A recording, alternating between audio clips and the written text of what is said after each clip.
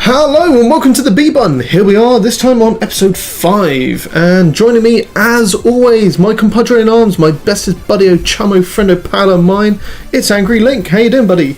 Yeah, not too bad. Yeah? Yeah, could be worse, but could be better, you know, same old, same old. Same old, same old. So, much gaming this week, buddy? Absolutely feckle.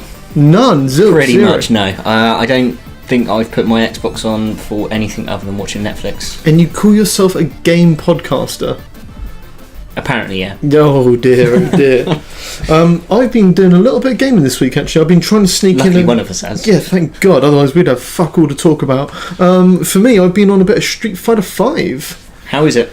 It's really, really bare. I mean, there's like nothing on that game. Nothing. I mean, I'm glad I went to Asda, and we'll talk more about prices later. But I'm really glad I bought it at Asda because I almost felt like I almost got my money's worth. I mean, there's like a handful of characters. There's no E Honda. There's no Blanca. Because they've not even been announced or anything. Know. Like, because there was that little thing when Ono released all the silhouettes. Look what's coming out. Yeah, Season Pass. They've announced 5 or 6 characters. The only one that I really thought that's an integral Street Fighter character that we are missing and should have on there, Guile. Yeah. The rest of them was like Ibuku and stuff like that. Which, don't get me wrong, I'm not knocking them as characters, but it's just like I just don't really care. I don't know. And as for like story mode and stuff like that. So if you want to play story mode, yeah, each character has like 3 fights, some of them only 2. Nice. That's the story mode. So you get some animated cutscenes, which are just tripe storyline. And the funniest one is actually Ryu, because all of his stuff, he keeps talking about his fist. Yeah. He's going, I need to try out my fist. So basically, it's just a euphemism for wanking. Yeah, I don't know what's going on, but they just there's nothing on that game, like nothing. If you're not playing online, which I appreciate, 99.9% of people are buying it for that purpose, but sadly, I'm that 0.1% who's actually there to try out the other stuff as well. But you know you're going to get your ass handed to you, so you're like, do you know what? I'm going to leave that. I want to enjoy the game. Yeah. Do you know what the training consists of? I have seen it's real bare bones. Yeah, training consists of you select one character, right? And then you select another character, and then you're just left there to work it out. You can press pause and go to command list, but there's no sort of combo training, nothing. Zilch, zero, nothing, nada, zero. Really, really, really gobsmacked at how bad. I have seen a few various gaming publications and sites have been releasing sort of 11 things you need to do or need to know before you play Street Fighter 5. Yeah, like, for example, wait for them to finish the game and put some content in there. It just absolutely reeks of a game of like, yeah, we'll sell you this for 40, 50 quid, but we'll give you all the content that you expect to be on there over the next few years. It's like real rip-off. And they have said that it's going to be the only edition of Street Fighter 5. Yeah, no shit. It has to be, because by the time they've actually released a full game, there'll be a whole other generation of consoles out there. So the other game that I've been playing this week, which I've been really, really enjoying, is I went back to the Uncharted collection, the Nathan Drake collection. Nice. Yeah, and got stuck into Drake's Fortune, the first one. Man, that is an amazing game. It's so solid, so solid. They're just amazing. Like the gunplay in them, the storyline, the voice acting, all of it. It's just a pleasure.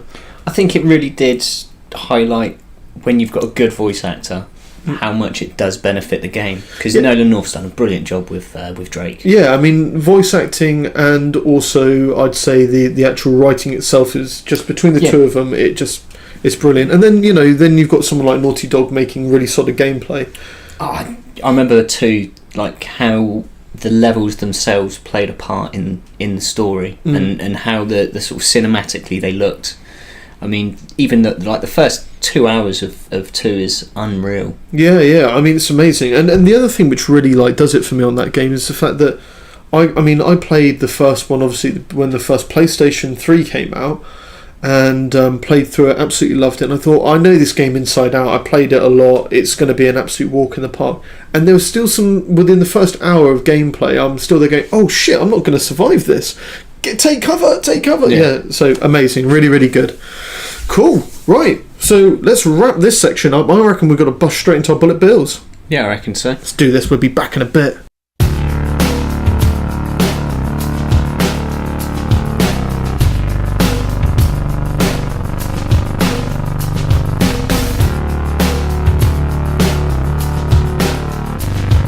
Bullet Bills Big 3! Yeah, it's a new section. What we got, Link? Give me a bullet hole.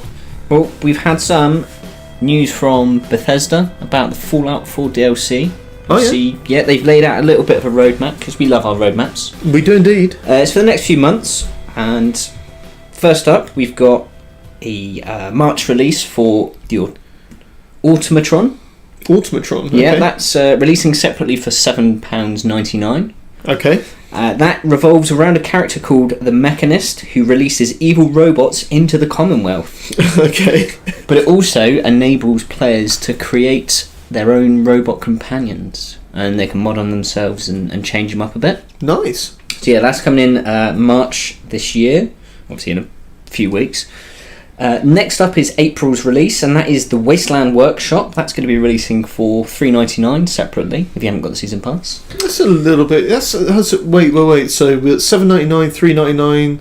So we're currently £12. Yeah. Yeah. So they're sort of releasing them based on the amount of content that's involved with it, and that it's you're quite going a to cheap get. one, isn't it? Yeah. Yeah, I think so. But this is basically, it lets the players design and set traps for live creatures to tame, and then they can set them to battle against each other.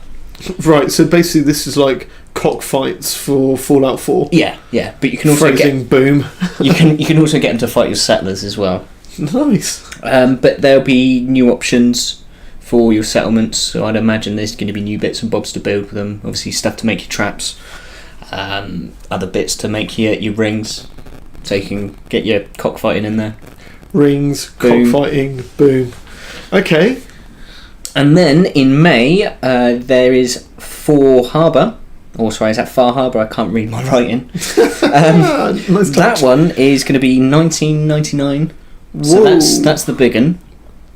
And that has players travelling to a new island in search of a missing woman and a secret colony of synths. Wait, so we're at now, what, £32? Yeah, £32. Okay. So that is, like I say, the island has a higher rad count, so it's making it a bit more feral than usual. Right. As in their words, there's going to be multiple factions involved in conflicts, and then the new area has new faction quests, settlements, creatures, and dungeons, and there is also going to be higher weapons, higher level armor and weapons. Nice. So that one, that's the one which is really going to flesh that puppy out, isn't it? Yeah, that one's out in May, but because of this, the season pass is now going to be going up to $39.99. 40 quid? Wow. 40 quid. But this is obviously only the first few months, so there's going to be more and more released throughout the year. But if you can get it in before the 1st of March, you will still only pay $24.99. Like I did just before this podcast. Yeah. Nailed it. So basically the message is to you folks out there, if you're going to get it now. Get it now. Get it whilst it's cheap like the budget. Cool. So moving on to our second bullet hole is over to me, nice segue, for Just Cause 3 and some new DLC. More DLC news. We love a bit of downloadable content. And more specifically, what they're doing on Just Cause 3 now is the Sky Fortress. So they've got a season pass at the moment. It's their land, air and sea pack, which basically they're doing the air pack. So this is an air fortress. We're getting ourselves a jet powered wingsuit. Yeah, nice. Become the Rocketeer. Yeah, exactly. I've spent a fair amount of time just gliding over the ground, just staying that sort of nose level and sort of trying to drag it out as long as possible. And I'm all over this. I am all over this. I mean, apart from the fact that I already had the season pass, but I'd still be all over this. Any point where I can attach some sort of explosive rocket to my ass and launch myself around a sky fortress, blowing shit up, I'm in. I am in. And do you know what? Just on that particular game, and I know this is somewhat of a tangent for our news section, I started playing it again recently because I bought it and I went, oh, I've got to go around, get back to this, but I didn't have enough time at the time. Went back to it now. Started going through the island that I was on and just sort of like trying to collect stuff, get things blown up, get the map from red to blue, all this sort of stuff. And I really sort of grinded it and I was like, yes, nailed it, done. Then I zoomed out on the bit of the map that I was on. Yeah. And realised that I was probably only on about 20% of the map. And I was like, oh shit, this thing is big. It's one thing I've always loved about the Just Cause games is they are absolutely huge. There's masses ridiculous. and masses of ground to cover. So big, so very, very big. Phrasing, boom. Cool. Bullet hole number 3, what we got, Link. I think this is possibly the best news that I've heard in a while come out of Ubisoft, other than South Park getting another game. Yeah. There's no more annual Assassin's Creed, as hinted by the Ubisoft boss, Yves Guillemot, or Guillemot. Yeah, Guillemot, really. So he's come out this week and said, obviously there's not going to be an Assassin's Creed this year. Obviously Watch Dogs 2 looks to have been, it is being confirmed that that's going to be filling its slot. God knows why. Boom. Phrasing. But then he's also hinted that it's not going to be an annualised release anymore. Why? Why? They were doing so well. Yeah, I think that they finally realised that it's just flogging at a dead horse, really, and they're going to end up killing it off. Or they're running out of places and historical timelines. Yeah, the thing is like, let's be honest, it did feel like they were just reskinning this thing over and over and over again. Yeah, I think Black Flag was really the only one that it kind of changed it up a bit. Black Flag was pretty amazing. I quite enjoyed Syndicate. Yeah. Just because the sheer brutality of that woman, Eve, she was just like, or whatever her name was, she was brutal. But yeah, I mean, like, overall, it's one of those games which you just, every time they do an iteration of it, they promise all this stuff. I forget the name of the one which was 4-player. Unity. Thank you, it sounds logical. I looked at that game and I thought, amazing, they've done something different. 4 players now get to rinse through the map. I'm thinking 4-player storyline. I'm thinking people working as teams, some like mean like team assassinations, all that sort of stuff. Not hideous, faceless monsters and hilarious glitches and all of the things that we show off at E3 we're not actually going to put in the game. It was honestly some of those glitches was like, I don't know, it's like I was training to be a surgical like doctor of some sorts. It was hideous. Credit, they were anatomically correct. Yeah, and thoroughly fucking disturbing. Yeah. Yeah. Cool. Well, I mean, for me, Assassin's Creed, moving away from that annual sort of regurgitation, great news. That's I think it gives the teams chance, because now it looks like it's going to be sort of a 3-4 year cycle for each of the sort of different studios that handles it. Because obviously it's a game that you're going to have like potentially, I think Syndicate had at least 10 different studios have their hand in it. I mean, the same with GTA. Rockstar do the same thing with that. I mean, everyone gets a piece of the pie and has to work on bits and bobs of that. But I think it's good for the series going forward. It allows them to really sort of hone in what makes them great. It gives people time to have a unique product for them and their teams. So I think it's a good move, really. I mean, let's be honest, Assassin's Creed really could be something special. Yeah. It is an original IP. Yeah, I think that they've got everything that's got it's got going for it can do really, really well, but I think it has just been oversaturated. Do you know what I think Assassin's Creed really screams out for, in my opinion? It's a new engine. Yeah. Well, don't forget you got the Snowdrop, which they've used for Division, which could be potentially offset to Ubi's in-house engine. God. I think it does need a bit of time to sort of bed in. Yeah, and I think it's just a case they just need to tweak some bits and bobs with it, and just to sort of apply it to the Assassin's Creed game a bit more. I just love the fact that every time you see a review for Assassin's Creed, somebody says, have we finally hit that point when you go to run up a wall and you don't get stuck on a windowsill or trip over a chicken or walk into a group of people? Yeah. The answer's no. It does. I think that the problems that I've always had with Assassin's Creed, it's like, is it great? No. Yeah. Is it good? Yes, it's pretty good. It's a premise. It's not a realisation. Yeah, I think that's a fair fair statement, really. And on that deep and thoughtful piece, we're going to kill it and move straight on to our What's the Beef Chief.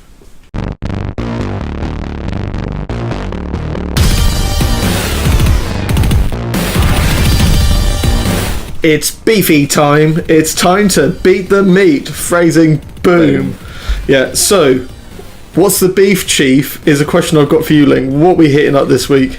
Digital downloads, and why the fuck do they cost so much? They are ridiculously priced. I mean, like, just a joke. We've done some research on this right at the beginning. Surprisingly.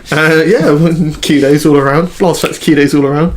And, we were crying at some of these prices, weren't we? I mean, they were ridiculous. Even just sort of in comparison to other sort of stores that do a digital distribution model. CD Key, someone like that. Steam basically was the main one because it's the most popular one, and it's probably the one that's easiest to compare. Bearing in mind, obviously, they're facing the same kind of licensing costs. Other stores are available. As these companies would do on, say, with Microsoft and Sony. Yeah. I mean, just looking at even before we look at the prices, there's just some of the bits that just really annoy me with digital downloads. You can't access them if the service is down. Like, we had Xbox Live down a few weeks ago. Yeah. And a friend of ours couldn't play any of his games because he was schmuck enough to just go any digital. But the thing is, do you know what I don't understand about that is, why the hell can't they do something? I get the fact that if they put something on your hard drive which says, he owns this now, let him play it whenever, that potentially somebody else could copy that and then attach that to their, they could come up with some way around it. So I get that. But why can't they at least say every 7 days it checks in and just says he's good for the next 7 days? Yeah. I think the thing is, though, if they were cheaper, I wouldn't mind so much. Yeah. But you're paying over the odds for it anyway. Mm-hmm. Especially when you just look at physical copies. I mean, it always used to be the case that PC games were cheaper because you used to download them. Yeah. Most people wouldn't buy a hard copy of a PC game. They mostly just download them. Yeah. And whenever you went to a brick and mortar, they basically said, yeah, well, we've got overheads such as lights and stores and staff and this, that and another, so you pay a bit more for it. And you kind of go, I understand it. I don't like it, but I understand it. Yeah. It's completely flipped. Yeah, it is utter bollocks. I mean, there's no resale option or value for it. Nope. So it's not like you can turn around and tell, I don't want to play that anymore, I don't want to use it, I can get rid of it and use that to obviously go to another purchase. Not unless you're going to sell your whole gaming profile. No, exactly. And then obviously it's the licensee can essentially block you from your content that you've paid hard money for, which is all in the user and end user license agreement. Yeah, which it's that thing about DRM, isn't it? Digital rights management. Do you actually own it, or are you renting it, or are they just permitting you to use it? Yeah. And it's a bit scary, the thought that somebody could get their beef on with you and get you blocked. And think of all the games that you have in your profile that you could get knocked. I mean, for example, you could say get your account hacked. The person just goes on a rampage of hate and bile and spewing rubbish at people, get you banned, and all your mates could be using your console. yeah, and you've got no way to prove this, and you're just locked out of your account. Yep. There goes all of your games, there goes all of your downloads, all of your ability to access those. Until you can find the proof that you weren't responsible, then Microsoft will quite happily just say, well, that's tough shit. Guilty until proven innocent. Or PlayStation, or whichever one. Yeah, other service providers are available. Other service providers are just as much of a cunt. Yeah, exactly. I mean, Link, give some idea on prices. Because this is the one which really sticks to my craw and gets on my nerves. I mean, if we just go from the top of the list of just some of the releases we looked at, Just Cause 3. On Steam, it's $39.99. Okay. Which is what I would say is the retail price. Yeah, 40 quid, yeah. Standard retail price. Xbox, it's $44.99. Obviously, bearing in mind that this is now... when was it released? Was it late last year, wasn't it? Yep. So you're talking 4 or 5 months old. Yep, and it's still at full price, yeah. Yeah, so physical, it's £33. Sorry, it's £30... £3. 33. So to buy a physical copy, as in to go to a brick and mortar, this just shows how much the gaming shops are getting stuffed these days, because they are adamant they don't want any resale value in such like. But you have resale value, you have a physical copy that you'll still be able to play because you put it in and your you can drive. lend it to your friend. And you can lend it to your friend. GTA 5, obviously one of the biggest releases of, pretty much over the last 2 years, because Ever. obviously with the re-releases on various other consoles. And, so on Steam it's $39.99. Fair enough, I'm alright with that. On Xbox it's $54.99. $54.99. Yeah. Honestly, wait, sorry. I know I keep sort of going. I'm so surprised, but like, honestly, that's 15 quid more expensive just so Xbox can get their extra chunk of meat for a game that is 18 months old. Wow. Physical, it's £36, so it's $35.99. Yeah. So Fallout 4. Yeah. Okay. That is on Steam again, $39.99, which is pretty much a common sort of price point for Steam. Yeah. The Xbox, it's $49.99, and a physical copy is £30. 30. Wow. So it's a 20 quid saving. That's a whole entire game, pretty much. It's really. I don't know. That's really going to stick in my craw. I don't care what. No matter how you cut it, that pricing's ridiculous. I mean, I'm going to wade in with a couple that I've also looked at as well. Plants vs Zombies coming out soon. Yeah. Yeah. If you want to buy sort of standard edition, absolute bog standard, and bearing in mind for me personally, Plants vs Zombies, and I love PopCap. They're a great company. Peggle, no comment, but it's amazing. There's my comment. But Plants vs Zombies standard edition, £55 on Xbox. Nah. If you went to somewhere like Shop 2, other stores are available, you're looking at 40 quid. 40 quid! It's like £15 more expensive. Yeah, so for every 3 digital games you're buying, you're losing out on a game. Pretty much, yeah. So I think it is just a case of it really does just suck balls. It reeks of them just trying to make a fucking load of money, and you're not actually gaining anything other than the ability to not have to get out your seat to put a disc in the tray. Yeah. That's kind of the crux of it, isn't it? Yeah, you're just basically so you can be a lazy bastard. See, I wouldn't have so much of a problem with this if they just kind of... I wouldn't mind spending that little bit more for that convenience, if you will, of not having to go out and travel to do it and all these other things. If they sort of supported all the other benefits of it. And we all know that a lot of the reasoning why they've really pushed for digital sort of downloads in this generation is, one, obviously because the consoles can support it, but two, is they're just trying to kill the trade-in market. Yeah, this is it, yeah. Excuse me. I mean, I can go through the list, and it is literally, you're talking sort of £15-16 more for a brand new game for digital. I mean, if you're like, if you're really flush for cash, and I don't think anybody sits and goes, yeah, I've got loads of money, then, I can understand saying, I don't mind paying a little bit more, but you've got to recognise a benefit for it. There's got to be something tangible, which you think, actually, yeah, but at least I don't have to, whatever. Because it is, you look at the costs that have been removed from the episode, like, There's no having to press discs, there's no having to do this, that or the other, there's no having to make cases, there's no having to ship these games, there's no having to store these games, obviously other than the servers. Yeah. But Microsoft has got the Azure, one copy. Yeah. They've got the Azure cloud anyway, they're running that anyway. It's money for a rope. If you could give Xbox, PlayStation, whoever, one message about this sort of content, what would it be? If you're going to charge me 55 quid for a digital copy, actually give me something more for having it. Yeah. I wouldn't mind, even if it was some rudimentary costume bollocks. Mm-hmm. Just something more that actually makes it worthwhile. Because for me, it's not. I mean, I quite happily... Yeah, I'm a lazy bastard. I love being a lazy bastard.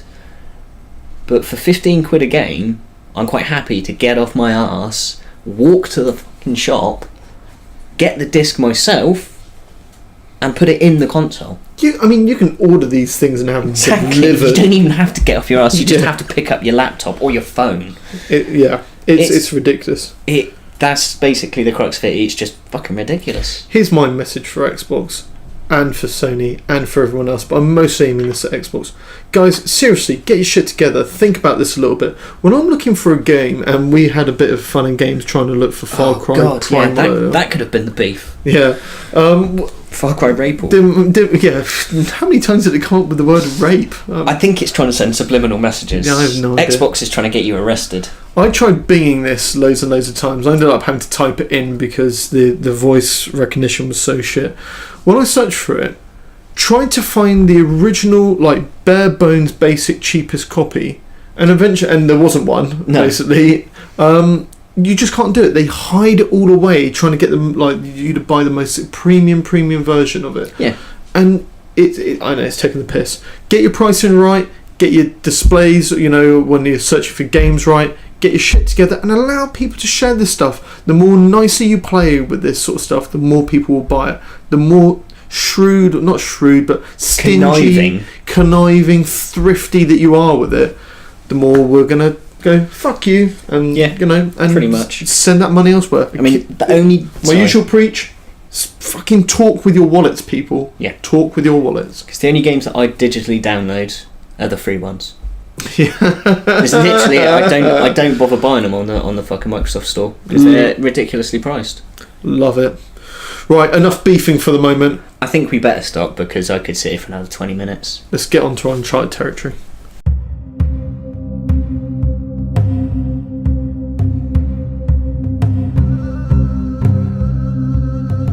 Uncharted territory. And as always, I like to do a really soft, mellow intro. Yeah, I really like this section because it always makes me feel like anything's possible out there, Link. Anything. We could be doing anything right now. You could be a game designer again. Yeah, exactly. Right, so Uncharted territory. This week we're hitting up GTA. Yeah? Yeah, I think so. I think it's a lot of little good bits and bobs about that. It's such an expansive game. There's so much about it that I think, for me personally, it warrants a good old rant about it and a good old rib. Well, I think it's just what we'd like to see, really, isn't it? Because there's, like you were saying, there's a lot of scope and a lot of opportunity to broaden the game. Yeah, I mean, for me, there's so many things that GTA does right. And I'm not talking about how they stiff me out of a lot of money each month. But, it's things like, in every GTA I've ever played, and, we're talking specifically about GTA 5, but in every GTA that I've ever played, just the physics have always been amazing. Yeah, I mean, I can't help but remark, how the hell did they get 5 to run on a 360? I have no idea. It was witchcraft. There was some dark arts going on there. Someone is going to have his soul taken by the devil when he dies. Yeah, and he'll still be happy about it, I think. Yeah. The thing is, I know it's a bit of a macabre way of looking at it, but for me, the way that I always measure games as to how good the physics is impact on bodies. And if you get in a car and drive down the sidewalk on GTA, that dum dum dum dum dum off the bumper is just incredible. I think it is that. It's like you were saying, it's just a really solid, well-rounded game. Everything. GTAs have always been a bit janky. There's always some funny little bugs and glitches and rare occurrences that you see pop up now and again. Yeah, and they're hilarious a lot of the time. Have you ever had a character ridiculously ragdoll? Not really. No. I've never had anything where it's just like, what the hell's going on? I mean, I've seen a few things where they bounce like tanks in the air and the famous a garage door thing where you just kind of bounce your car up into the air and spin it around. Oh yes, yeah, but they're just brilliant little glitches. Yeah, I think there's never been anything where I've just thought, what the hell's going on?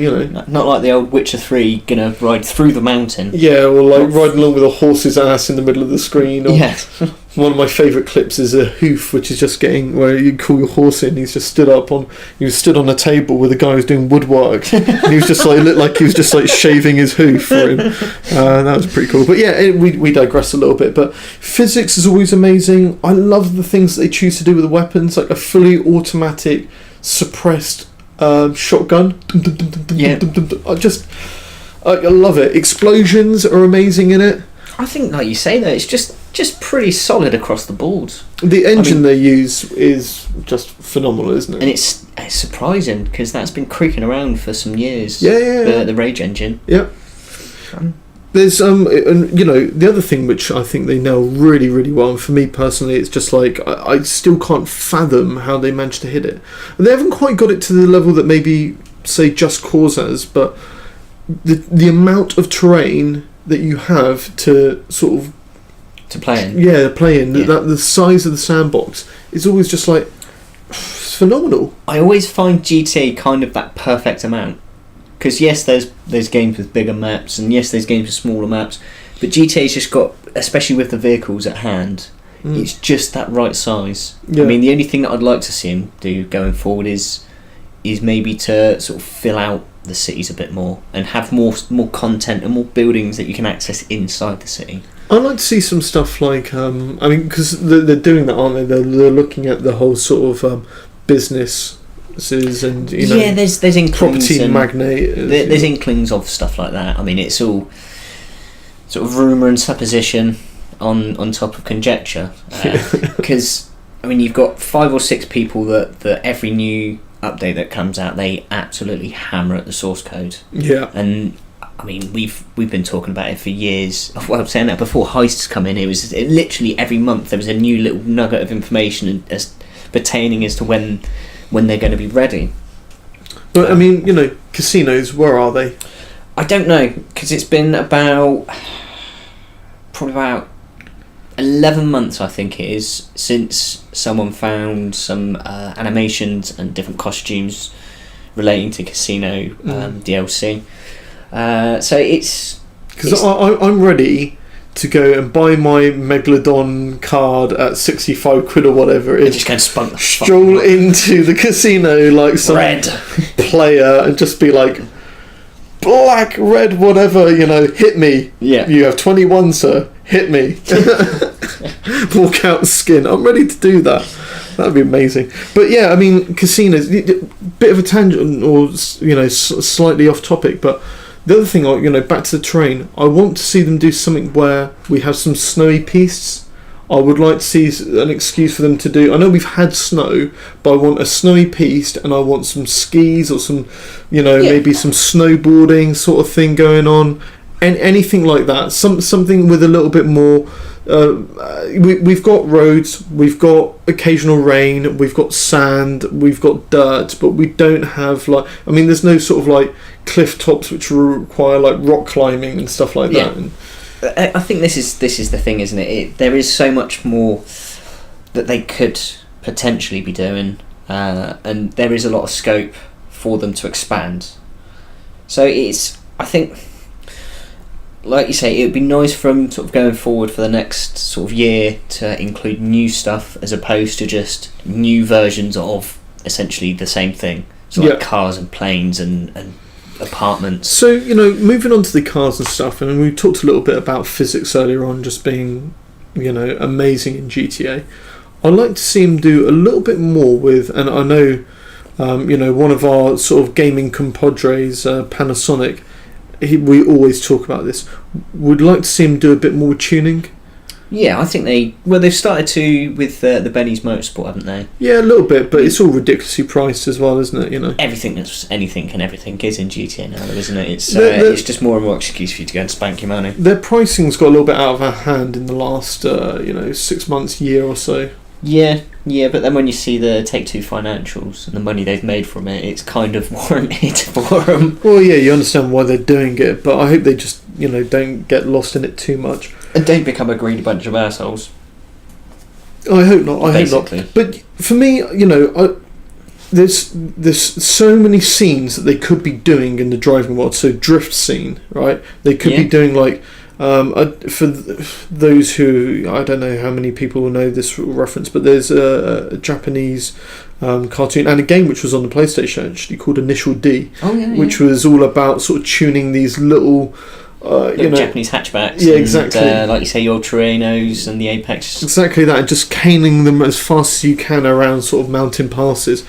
I'd like to see stuff like that come in, I think though that GTA itself allows people to create their own scenes. I mean, it would be nice to have, like you say, an actual scoring set up and bits and bobs like that. But I mean, with the private lobbies and the invite-only sessions, like, I mean, I was talking to you. There was actually people who've made and forged actual motorcycle gangs, like biker gangs, where you've got a different crew that you would join when you're a prospect, and you'd have a specific prospect badge and logo, and you have to obey certain rules, otherwise you will be fucking kicked out and beaten the crap out of, and just kicked away and just moved on. I mean, it's such a broad game that you've got such a variance on what you can do. One of the things which always amazed me, and it actually started on GTA 4, I remember when they introduced this sort of like, online playing thing, and I remember watching a car I was playing a multiplayer map, and I watched a car pull up, 4 people, as it pulled up, it clipped another player, and he sort of like fell to the floor, and it sort of skidded to a 90-degree stop, and then the 4 people got out, and they just basically stomped this guy into the ground, jacked him for his shit, jumped back in the car and drove off again. And I was like, they've finally done it. They've made digital street crime happen. And this is the joy of GTA, its scope of what you can do. You and I were playing, what was it, jousting helicopters the other day? Yeah, that was it, wasn't it? The big noose ones with the cannons. Yeah. And it wasn't shooting at each other, it was just, like you say, nice low across the ground, and who dies first. Yeah, I was playing a game online the other day where I had to do, it wasn't a capture, I can't remember what it was, but either which way, it was snipers versus stunters, yeah.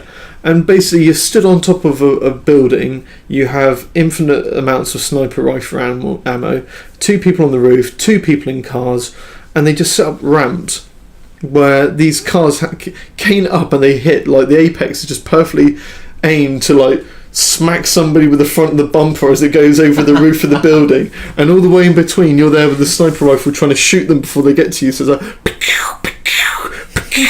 wallop, bang. I mean, the scope, the capability, the opportunity is just out there, really. I think it was a masterstroke that they did the job editor.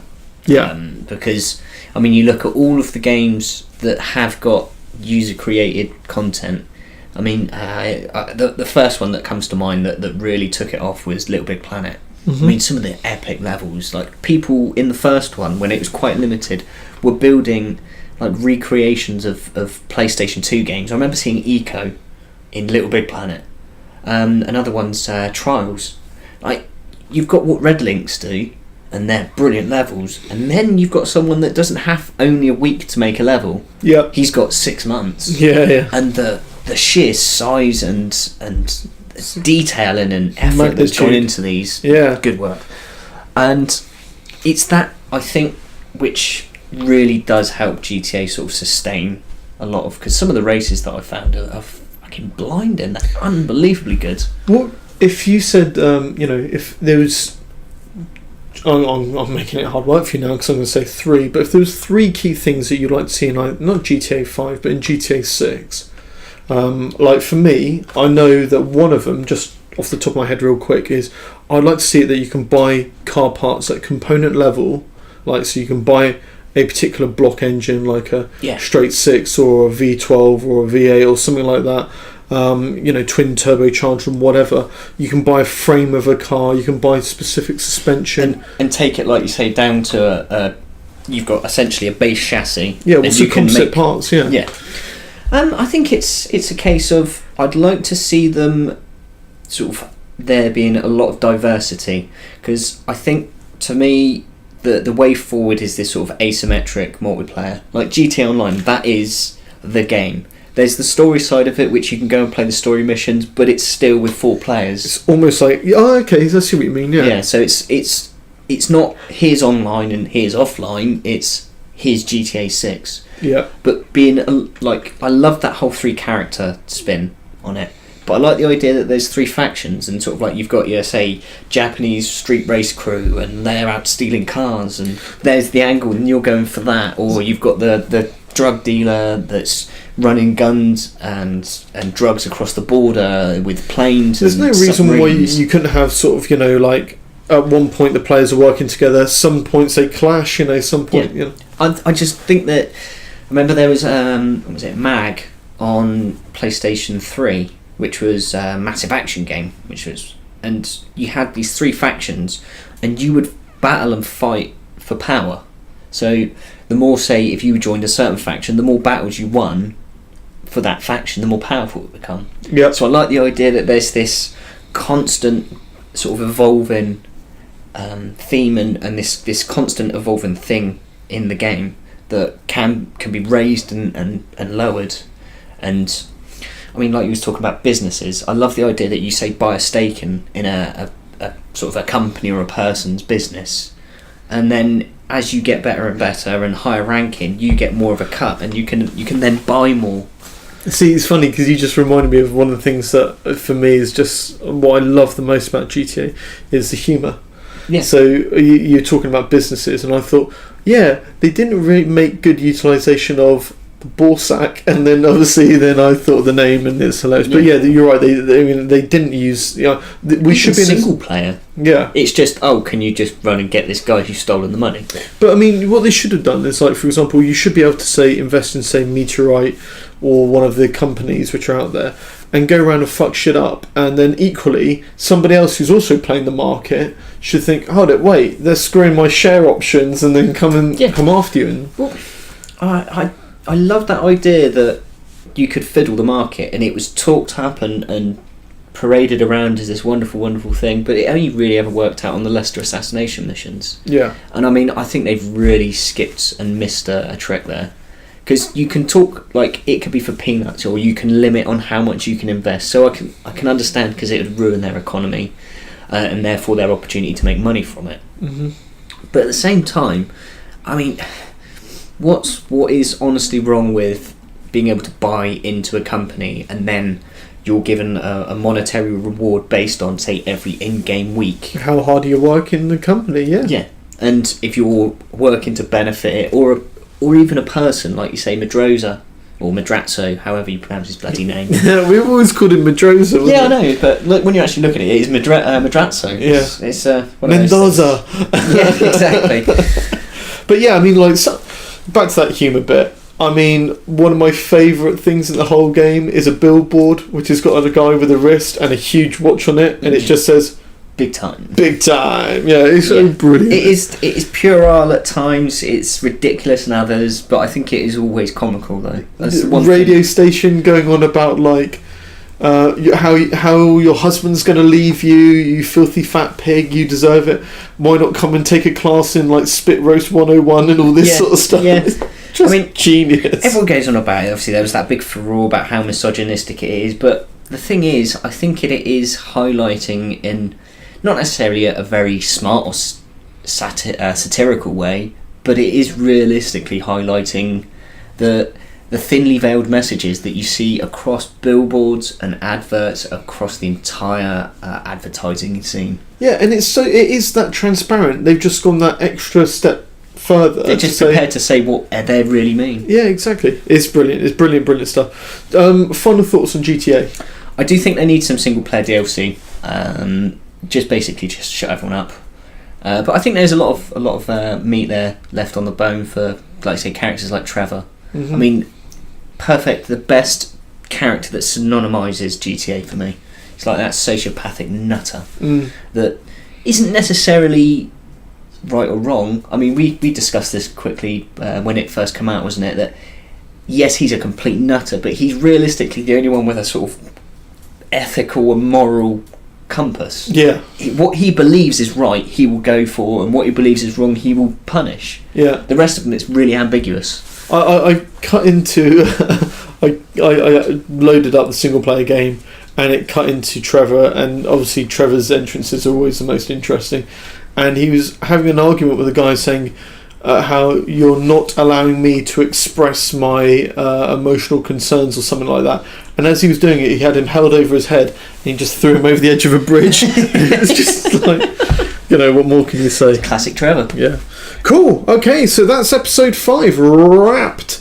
Link, what's your final thoughts for the day on generally gaming this week? Anything that you're saying you want to feel you're missing? What's going down? I think all of it, really, because I've been watching more TV than anything. Then you need to get back on the gaming scene, is what I'm saying. We've got the open beta this weekend. Yeah. Division, so we're getting on it there. Yeah, by the time you've heard this, it's already over. Okay, so from Angry Link, it's... Hasta luego. And from me, it's Auf Wiedersehen, pets.